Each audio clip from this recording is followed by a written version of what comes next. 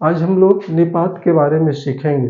तो निपात एक अविकारी शब्द है जिसका लिंग रूप वचन के अनुसार नहीं बदलते। जैसे वे अविकारी जिनका वाक्यों में प्रयोग की स्थिति में बदलते ही उनके भाव और अर्थ बदल जाते हैं, वे अविकारी शब्द है जिसका लिंग रूप वचन के अनुसार वो शब्द नहीं बदलता, उसे निपात कहते हैं।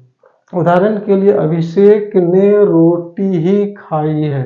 अब यहाँ पर ही ये बलदायक निपात है, ये इसमें बल लगता है। आगे देखते हैं कि इसके कई भेद हैं।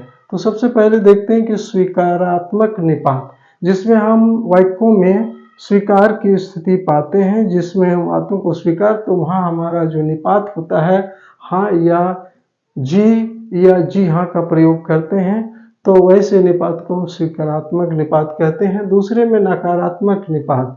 नकारात्मक निपात उसे कहते हैं जहाँ हम उसको नकार देते हैं, जैसे नहीं या जी नहीं, तो ऐसे निपात को हम नकारात्मक निपात कहते हैं। और तीसरे में देखते हैं निषेधात्मक निपात।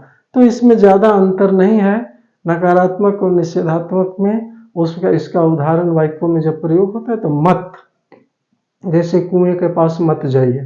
तो इस तरह वाक्यों में इस तरह अगर प्रयोग होता है और निषेध का प्रयोग होता है तो निषेधात्मक निपात कहते हैं। चौथा में तुलनात्मक निपात, जब हम एक वस्तु दूसरे वस्तु के साथ या वस्तु या व्यक्ति का तुलना करते हैं, तो जैसे कमल सा या के सा का चिन्ह होता है, तो उसे हम तुलनात्मक निपात कहते हैं।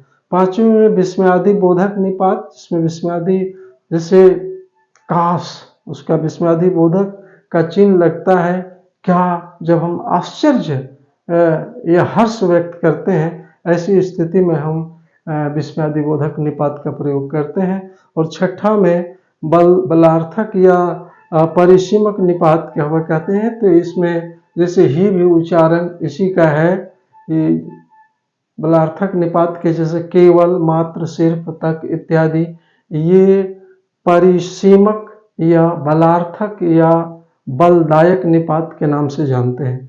और सातवां है आदर सूचक निपात, जिसमें हम किसी की बातों को हम तवज्जो देते हैं, आदर हम सम्मान करते हैं, तो उसमें जी का प्रयोग करते हैं। आठवां है प्रश्न बोधक निपात, जो हम लोग लगभग जानते हैं कि जहाँ प्रश्न का बोध हो, जहाँ प्रश्न वाक्य में प्रश्न पता चले क्या, क्यों, कौन इत्यादि, तो ऐसे वाक्य में हम प्रश्न बोधक निपात कहते हैं। और अंतिम अवधारणा बोधक निपात कहते हैं, जिसमें इसका उदाहरण ठीक, लगभग, करीब इत्यादि। इस प्रकार के आज हम लोगों ने निपात संबंधी जानकारी प्राप्त की।